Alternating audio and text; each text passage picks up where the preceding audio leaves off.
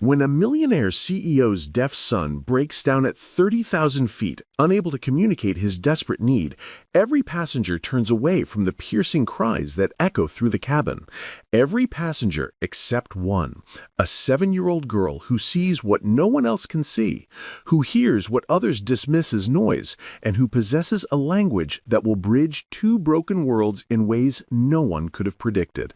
This is the story of how a single act of courage on a November morning changed 4 lives forever, proving that sometimes the most profound connections happen in the space between silence and sound. Before we continue, please tell us, where in the world are you tuning in from? We love seeing how far our stories travel. The crying pierced through the airplane cabin like a siren, raw and unrelenting. Not the typical fussy toddler cry that passengers grudgingly tolerate on flights, but something different, something that made heads turn with a mixture of concern and irritation. Row 19, economy class, Damien Trent's eyes snapped open from his half-sleep state, his body instantly alert. Years of working as a pediatric occupational therapist had trained his ears to recognize certain sounds, certain patterns. This wasn't a tantrum. This was distress, real, desperate distress. Before his tired brain could fully process what was happening, he felt movement beside him. "Wait, Lynn!" But his 7-year-old daughter was already unbuckling her seatbelt with the determined efficiency of a child on a mission. Her small frame slipped past him before he could grab her arm. "Adeline!" he called out, louder this time, using her full name the way he did when she was about to do something that would get them both in trouble. She didn't stop, didn't even turn around. She was already moving up the aisle, her purple sneakers patting softly against the carpeted floor, weaving between flight attendants and passengers with practiced ease. Damien's heart hammered against his ribcage as he scrambled out of his seat, muttering apologies to the passengers he had to climb over. A flight attendant stepped into the aisle, her professional smile firmly in place, but Adeline had already slipped past her like water through fingers. By the time Damien reached first class where he definitely did not belong in his worn khakis and wrinkled button-down, Adeline was already kneeling in the aisle beside a young boy. The crying had stopped. Not gradually. Not with the slow winding down of a child being comforted, it had simply stopped, replaced by an eerie silence that felt almost louder than the screaming had been. Damien froze in the entrance to first class, his prepared apology dying on his lips. His daughter's hands were moving, flowing through the air with graceful precision, forming shapes and signs that the little boy was watching with wide, tear-stained eyes. The child's own hands began to move, hesitant at first, then faster, more urgent. A woman sat in the seat beside the boy, and Damien's first thought was that she looked like she belonged in a magazine. Sharp cheekbones, blonde hair pulled into a ponytail, a suit that probably cost more than Damien's monthly rent. But her face told a different story. Her makeup couldn't hide the exhaustion carved into the lines around her eyes, or the way her hands trembled slightly as they gripped the armrests. She was staring at Adeline with an expression Damien had seen before in his work, the look of a parent who'd been drowning and suddenly felt air in their lungs. So sorry," Damien started, moving forward to collect his daughter. "She shouldn't have." The woman held up one hand, stopping him mid-sentence. Her eyes never left Adeline's moving hands.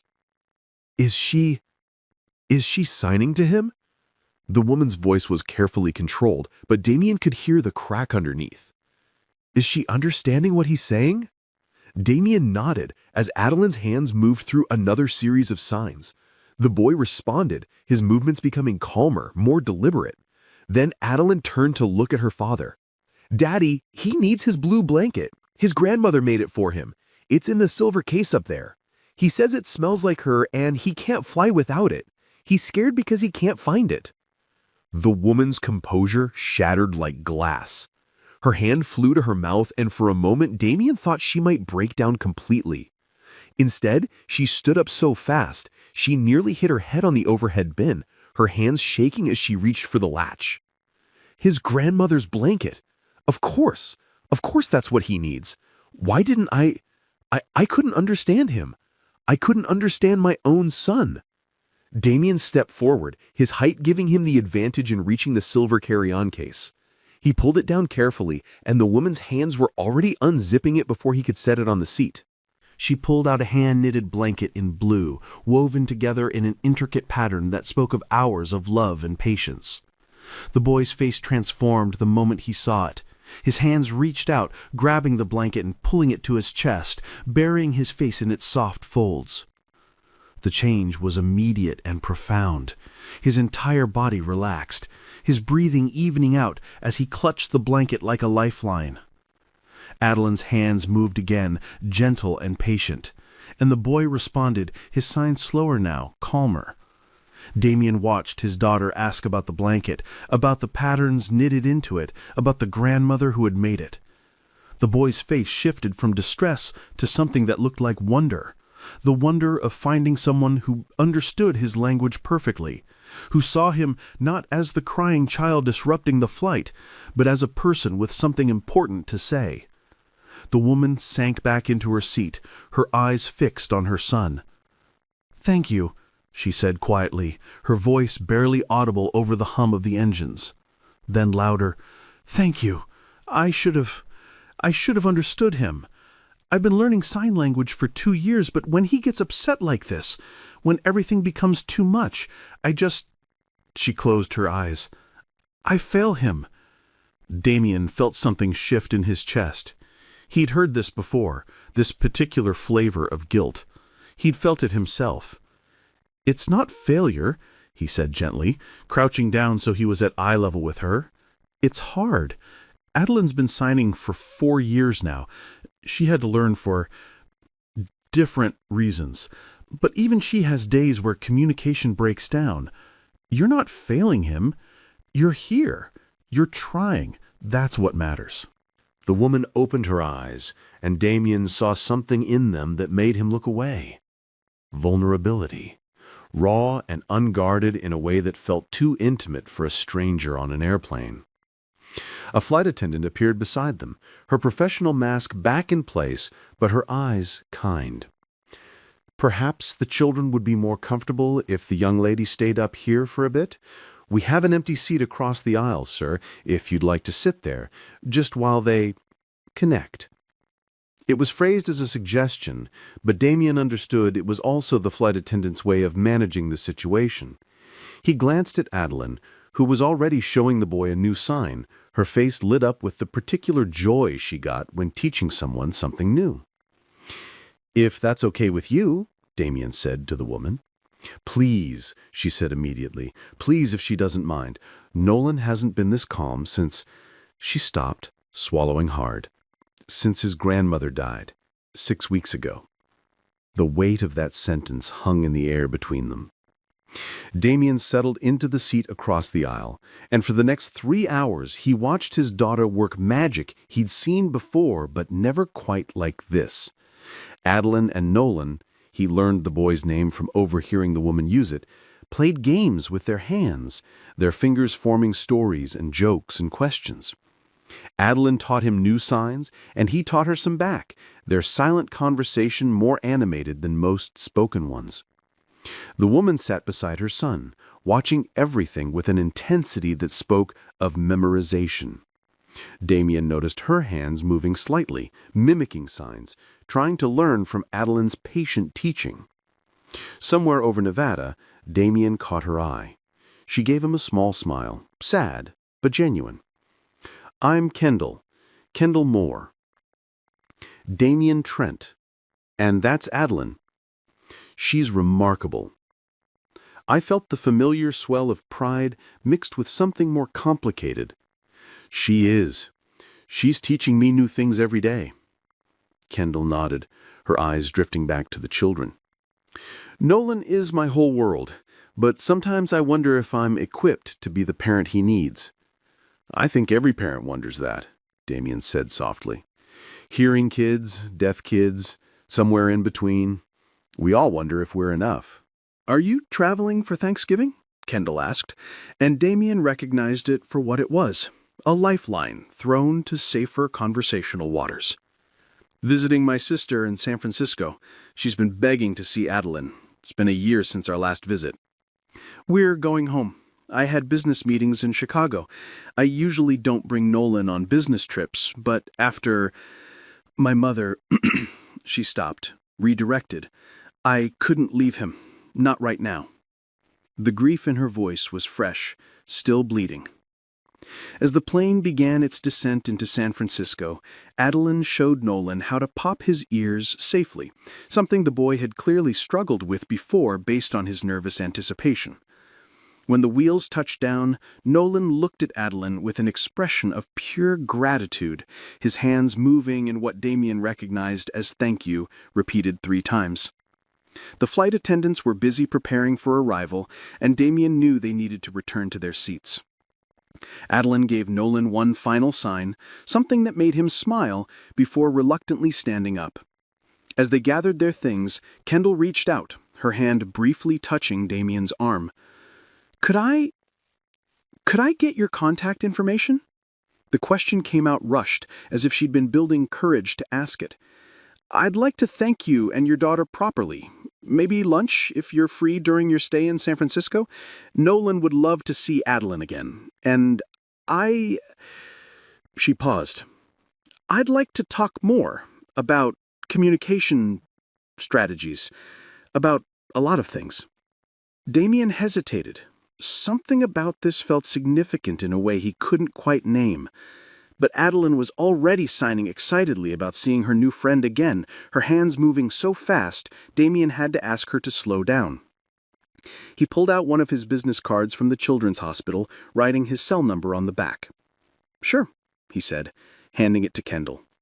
Her fingers closed around the card like it was something precious.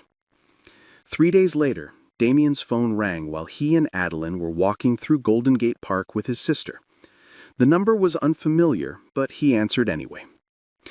Mr. Trent, this is Kendall Moore from the flight. He remembered her voice immediately, that careful control overlaying something more vulnerable. I was wondering if you and Adeline would be available for lunch tomorrow, she continued, and Damien could hear the hope threaded through her professional tone. Nolan hasn't stopped talking about Adeline. Well, signing about her. It would mean a lot to him. To us. Damien glanced at Adeline, who was feeding ducks at the pond with his sister. She looked so happy, so unburdened. Since her mother had died 4 years ago, a sudden brain aneurysm during a morning jog that had torn their world apart, Damien had made it his mission to preserve every moment of her happiness. The memory hit him without warning, the way it sometimes still did. Coming home from his morning shift at the hospital to find the police cars in the driveway, the neighbor who'd found Jennifer collapsed on the sidewalk 3 blocks from home, the way that Adeline had stopped speaking entirely, her voice swallowed by grief too big for a 3-year-old to process. 6 months of silence. 6 months where the only way Damien could reach his daughter was through signs, through the language they'd built together in the quiet spaces where words had failed them. Even after her voice returned, tentative and small, they'd kept their sign language as their special bond, their private way of speaking when the world got too loud. Tomorrow works, Damien said, pulling himself back to the present. What time and where? The restaurant Kendall suggested was elegant but family-friendly in downtown San Francisco, the kind of place with cloth napkins and a kids' menu printed on thick cardstock. Damien felt underdressed in his khakis and button-down, but Adeline had insisted on wearing her favorite dress, the one she saved for special occasions, and her confidence bolstered his own. Kendall looked different off the plane, still polished, that seemed to be her natural state, but softer somehow. She wore dark jeans and a sweater that made her look less like a CEO and more like someone's mom. Nolan's face lit up the moment he saw Adeline, his hands flying in excited greeting. The children fell into easy conversation immediately, their hands dancing through signs, while Damien and Kendall settled into chairs across from each other. I realized I was quite a mess on the plane, she continued with a self-deprecating smile that didn't quite reach her eyes. I'm not usually so, unraveled. You were a mother whose child was in distress. That's not being unraveled. That's being human.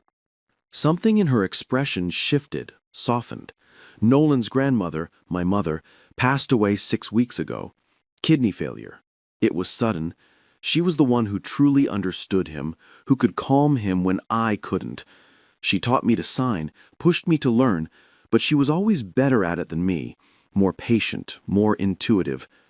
Kendall's voice caught. I'm still learning how to do this alone. Over pasta for the kids and salad for the adults, the story emerged gradually, piece by piece. Kendall was the CEO of a sustainable energy company she'd built from nothing into a multi-million-dollar enterprise. Her husband, ex-husband, had left when Nolan was 2 years old, unable to handle having a deaf child. He said it was too hard, Kendall said, her voice carefully neutral in the way that suggested old wounds. Said he didn't sign up for this kind of life, as if Nolan was a burden instead of a blessing. She watched her son signing animatedly with Adeline about dolphins. So it's been just us, me and Nolan and my mother until... She didn't need to finish the sentence. Damien found himself sharing his own story, the words coming easier than he'd expected. Jennifer's death, Adeline's months of silence, how sign language had become their bridge back to each other, how it had saved them both when everything else was falling apart. I work at a children's hospital, pediatric occupational therapy. I help kids find ways to communicate, to connect with the world around them. After Jennifer died and Adeline stopped speaking, I used everything I'd ever learned professionally to reach my daughter personally. Sign language wasn't just about communication for us, it was about survival. Kendall set down her fork, her full attention on Damien. I can buy Nolan anything, she said quietly, her eyes on the children. The best therapists, the latest technology, education at schools most people can't even imagine. But I can't buy him what Adeline just gave him, a friend who sees him completely normal, who doesn't see his deafness first and him second, who just sees Nolan. You sound like a mother who loves her son, Damien replied. Money doesn't make that any easier or harder. We're all just doing our best with what we have. But you've given us something priceless, Kendall insisted, and there was an edge of frustration in her voice now. And I don't know how to repay that. I don't know how to... She stopped, seeming to hear herself, and laughed shakily. I'm sorry. I must sound so out of touch, so CEO. You sound like someone who cares, Damien said gently. That's not out of touch. That's exactly the right touch. Their lunch extended to 3 hours. The children were devastated when it finally had to end, so Kendall suggested meeting again in 2 days at Golden Gate Park. Damien agreed, watching Adeline's face light up with excitement. The park meeting led to another invitation to the Children's Museum before Damien and Adeline had to fly home. As they stood in the airport preparing to say goodbye, Nolan clung to Adeline's hand, his face crumpling with the sadness of parting. This is going to sound crazy, Kendall said suddenly, the words tumbling out fast. But would you consider staying in touch? Leo needs this, needs Adeline. They're good for each other. And maybe... She hesitated. Maybe we could figure out some way to meet regularly? Damien thought about the logistics, the distance, the complications, but then he looked at his daughter who was showing Nolan one more sign, promising with her hands that they'd see each other again soon. Yeah, he said. Let's figure it out. What started as a promise became a pattern. Monthly weekend visits that quickly evolved into twice-monthly trips, then every weekend. Kendall would arrange flights for Damien and Adeline to come to San Francisco, or she and Nolan would fly to Chicago. The expense was nothing to her, she insisted, compared to seeing Nolan thrive. Damien watched his daughter bloom in her role as Nolan's best friend and interpreter. She'd always been empathetic, even before her own trauma had taught her about pain. But this was different. This was purpose. Adeline taught Nolan signs he didn't know, helped him navigate interactions with hearing kids, showed him that being deaf didn't mean being limited. And Nolan, in turn, showed Adeline the beauty of deaf culture, the rich community she'd only touched the edges of before. But something else was growing too, something Damien tried not to examine too closely, because it felt both inevitable and impossible. He found himself looking forward to the adult conversation as much as Adeline looked forward to seeing Nolan. Kendall was brilliant in ways that intimidated him at first.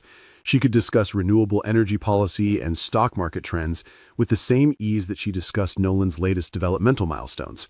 But she also made him laugh with stories from her corporate world that seemed like science fiction compared to his hospital environment. She asked his advice about Nolan constantly, valued his professional expertise, but never made him feel like a consultant. She wanted to know his opinion on everything, from discipline strategies to whether Nolan should attend a mainstream school or a deaf school. She listened when he talked about his work, asked intelligent questions about occupational therapy techniques, remembered details from conversations they'd had weeks before. And in the quiet moments, when the kids were playing and the adults were simply existing in the same space, Damien would catch Kendall watching him with an expression he was afraid to interpret. 6 months after that first flight, his phone rang late one evening. Adeline was already asleep, and Damien was reviewing patient files at his kitchen table when he saw Kendall's name on the screen. "I'm restructuring my company," she said without preamble, her voice tight with something that sounded like nervousness. "Moving our secondary headquarters to Chicago. It would mean Nolan and I would be there at least 2 weeks every month, maybe more." Damien's heart forgot how to beat properly. That's a big change, a huge change. "Nolan needs Adeline," Kendall said quickly. "They're teaching each other so much. Adeline's helping him connect with the hearing world in ways my money and therapy never could. And he's showing her the beauty of deaf culture, the pride in it. They're good together." "They are," Damien agreed, his mouth dry. "But it's not just that." Kendall's voice dropped lower. "Damien, I think I'm falling for you. I know that's probably inappropriate given everything you and Adeline have done for us. I know the power dynamics are complicated and maybe I shouldn't be saying this, but I can't keep pretending that I'm just interested in our children's friendship. I look forward to seeing you. I think about you when you're not around, and I hope that maybe you feel something similar. But if I'm wrong, please just tell me, and we can—" "Kendall," Damien interrupted gently, his heart now beating so hard he could hear it in his ears. "Really?" Her voice was small, vulnerable in a way he'd never heard from her. "Really? I've been trying to figure out how to say the same thing for the last 2 months." The silence on the other end of the line was profound. "Really?" Her voice was small, vulnerable in a way he'd never heard from her. "Really? I kept telling myself I was imagining it, that someone like you wouldn't be interested in someone like me, that the universe doesn't work that way." "Someone like me?" Kendall laughed, but it was shaky. "Damien, you're the first person in years who's made me feel like I'm more than a CEO or a single mother or a walking bank account. You see me, actually see me. Do you know how rare that is?" They talked until 2 in the morning, the conversation flowing from feelings to fears to the future they might build together. It felt terrifying and right in equal measure. By the following autumn, 1 year after that chaotic flight where their worlds had collided at 30,000 feet, they were a family. Not officially, not yet, but in all the ways that mattered. Kendall had bought a house in Chicago's northern suburbs, a beautiful colonial with enough bedrooms for everyone and a backyard where the kids could play. She kept her San Francisco place for business trips, but Chicago was home now. Their home. The 4 of them had created something beautiful in that house, a space where both spoken and signed languages flowed freely, where Adeline's voice and Nolan's silence were equally valued, where differences were celebrated instead of merely tolerated. Damien had worried about the financial differences between them.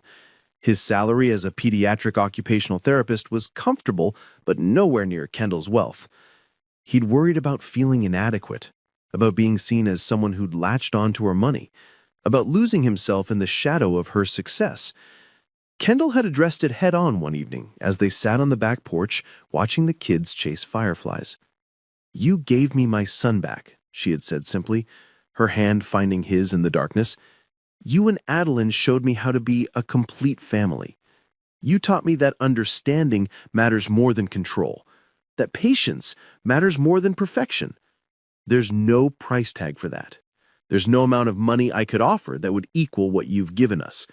But—" "No buts," she had interrupted firmly. "I have money. You have emotional intelligence and parenting wisdom that I desperately need. We both bring something essential to this. It's not about equal finances. It's about equal partnership. Can you accept that?" He'd kissed her instead of answering with words, and that had been answer enough. Their love story unfolded slowly, built on the foundation of respect and shared values and the recognition that they each completed something in the other. Kendall brought security and resources, yes, but also ambition and a different perspective on the world that challenged Damien to think bigger. Damien brought grounding presence, emotional availability, and a therapeutic wisdom that helped Kendall finally forgive herself for not being the perfect mother to Nolan. One evening, as they watched Adeline and Nolan signing an elaborate story they'd created together, something about dolphins who could fly and astronauts who spoke underwater, Kendall leaned against Damien's shoulder with a contented sigh. "My mother would have loved you," she said softly. "She always told me I needed someone who could see past the CEO to the mother underneath. Someone who understood that my greatest achievement wasn't my company, but raising Nolan to be proud of who he is." "My wife would have loved seeing Adeline like this," Damien replied, his voice thick with emotion. Using her voice, signed and spoken, to change someone's world. Jennifer always said Adeline had a healer's heart. I think she was right. It was the first time they'd spoken about their lost loves without pain overshadowing the memory. The grief was still there, would always be there, but it had softened into something they could hold without bleeding. 2 years after that first flight, 2 years after a little girl had refused to stay in her seat when another child was crying, Damien and Kendall married in a small ceremony at the Chicago Botanic Garden. Adeline and Nolan served as ring bearers, both of them dressed in matching outfits they'd picked out together. Before their parents exchanged vows, the children stood before the gathered friends and family and signed their own promises to each other. Promises of siblinghood, of friendship, of always being there to interpret when the world got too confusing. There wasn't a dry eye in the audience. Kendall had established a foundation for deaf children shortly after they'd gotten engaged, with Damien as the director. It combined her business expertise and resources with his therapeutic knowledge and compassion. They were already helping hundreds of families navigate the challenges and joys of raising deaf children, providing resources that many couldn't otherwise afford, training interpreters, and advocating for better inclusion policies in schools. The foundation was named after both their mothers, Jennifer Moore Memorial Foundation for Deaf Children, honoring the women who had shaped them into the parents they'd become. On their wedding night, after the guests had gone home and the kids were asleep at his sister's house, Damien and Kendall sat on the balcony of their hotel room overlooking Lake Michigan. "Do you ever think about how different our lives would be if Adeline had stayed in her seat that day?" Kendall asked, her head resting on his shoulder. "Every single day," Damien admitted, "but I think about it less as chance and more as, I don't know, recognition. Adeline recognized something in Nolan's cry that I was too tired to fully process.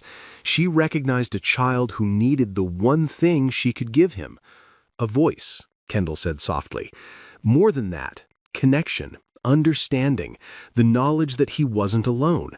"None of us are alone anymore," Kendall said, turning to face him. "That's what you and Adeline gave us. That's what you keep giving us every single day." Damien kissed his wife, and marveled at how a 5-hour flight had somehow delivered him to this moment, to this woman, to this family they'd built from fragments of grief and loss and unexpected grace. Their story became a testament to the truth that love doesn't always arrive when or how you expect it. Sometimes it comes in the form of a 7-year-old girl who won't sit still when another child is crying, who trusts her instincts over conventional rules, who believes that connection is more important than staying put. Sometimes it comes in the courage to reach across the airplane aisle between economy and first class, between two worlds that aren't supposed to touch, between a single father working 2 jobs to make ends meet and a CEO who could buy anything except what mattered most. Sometimes it comes in the space between silence and sound, where 2 families learned that the most important things in life need no words at all. Damien and Kendall's merger wasn't just of 2 hearts, but of 2 worlds. A world where a millionaire CEO learned that the greatest wealth is understanding, where success is measured not in dollars, but in the smile on your child's face when they find someone who speaks their language. and a world where a single father discovered that love can speak in any language, through any medium, as long as you're brave enough to listen. 5 years after that November flight, the foundation had helped over 2,000 families. Adeline was 12 now, fluent in 3 forms of sign language, and already talking about becoming a deaf education teacher. Nolan was 11, confident and happy, attending a mainstream school where he thrived with the support systems Kendall and Damien had fought to put in place. The family had grown too. Kendall and Damien had a son together, little Marcus, who was learning sign language before he could speak, growing up in a household where communication came in many forms and all were equally valued. On quiet evenings, when the chaos of 3 children finally settled into sleep, Damien and Kendall would sometimes pull up the security footage from that flight, a recording a passenger had taken and sent to Kendall weeks after they'd met, a gift she'd had professionally transferred to a thumb drive. They'd watch Adeline unbuckle her seatbelt and march up that aisle with purpose. They'd watch the moment her hands started moving, the moment Nolan's crying stopped, the moment 2 children found each other across the divide of sound and silence. And they'd remember that love is sometimes loud and sometimes quiet, sometimes spoken and sometimes signed, but always, always worth the courage it takes to reach across the aisle and say, in whatever language you know, I see you, I hear you, you're not alone. The greatest miracles don't announce themselves with trumpets and fanfare. They whisper in the flutter of small hands forming signs in airplane aisles. They arrive in the tears of a mother who finally feels understood. They live in the laughter of children who found friends who speak their language, whatever that language might be. Damien and Kendall's story proved that sometimes the universe puts you exactly where you need to be, even when you're exhausted in seat 19 of a crowded flight, even when you're desperate in first class with a crying child you can't quite reach. Sometimes all it takes is one person, one small, determined 7-year-old person who refuses to look away when someone needs help. And sometimes, just sometimes, that single act of compassion becomes the first word in a love story that will last a lifetime. If this story reminded you that kindness is a language everyone can speak, that understanding matters more than words, and that love finds a way even in the most unexpected places, then please share this video. Share it with someone who needs to hear that second chances exist, that broken families can become whole in new ways, that children see what adults miss when we're too tired or too scared or too comfortable to step outside our assigned seats. Subscribe to Everbellstories for more tales that prove the world is still full of magic, still full of people brave enough to reach across divides, still full of children who teach us how to be better humans, because we're all both at different times. We're all Adeline and Nolan, Damien and Kendall. We're all just trying to find our way home, hoping someone will speak our language, praying that love is still possible even after loss. Thank you for watching. Thank you for believing in stories that matter. Thank you for being here. Until next time, remember, the most beautiful connections happen when we're brave enough to unbuckle our seatbelts and walk toward the crying instead of away from it. This is Everbell Stories, reminding you that your story matters too.